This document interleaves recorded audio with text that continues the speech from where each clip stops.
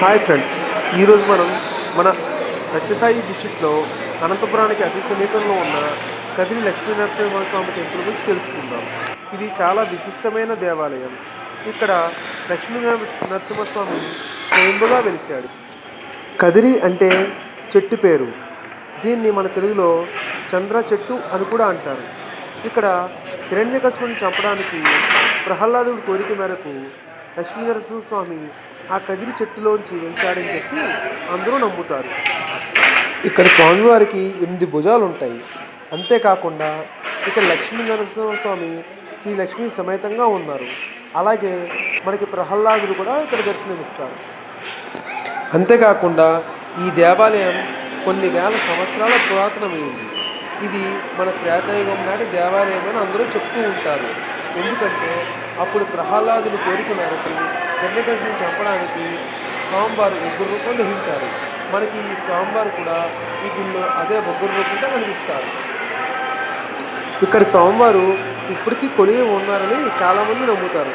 ఎందుకంటే స్వామివారికి అభిషేకం చేసిన తర్వాత విగ్రహం నుంచి ముచ్చెమటలు వస్తాయండి. ఇక్కడ ద్వాపర యుగంలో అర్జునుడు కూడా తపస్సు చేశాడని కూడా చాలామంది చెప్తూ ఉంటారు. ఇక్కడ ఆలయ ప్రాంగణంలో కూడా మనం నడిచే దానమ్మట ఎన్నో పురాతనమైన విశేషాలు మనకు తెలుస్తూ ఉంటాయి. ఎన్నో రకాలైన రూపాలు ఇక్కడ చెక్కబడి ఉన్నాయి. అవి పురాణానికి సంబంధించినవని ఇక్కడ వాళ్ళు నమ్ముతూ ఉంటారు. కా అంటే విష్ణు పాదమని, ఆద్రి అంటే పర్వతమని. ఇక్కడ విష్ణువు పాదం మోపినాడు కాబట్టి ఇది కాద్రి అయిందని కూడా ఇక్కడ పూజారులు చెప్తూ ఉన్నారు.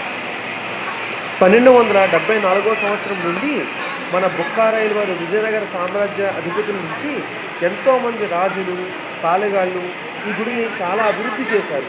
అంతేకాకుండా ఎన్నో కట్టడాలు కట్టారు. ఈ గుడికి కూడా 4 ప్రాంగణాలు ఉన్నాయి.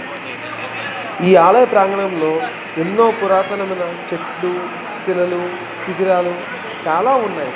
సో మీరు కూడా తప్పకుండా ఈ గుడిని దర్శించండి.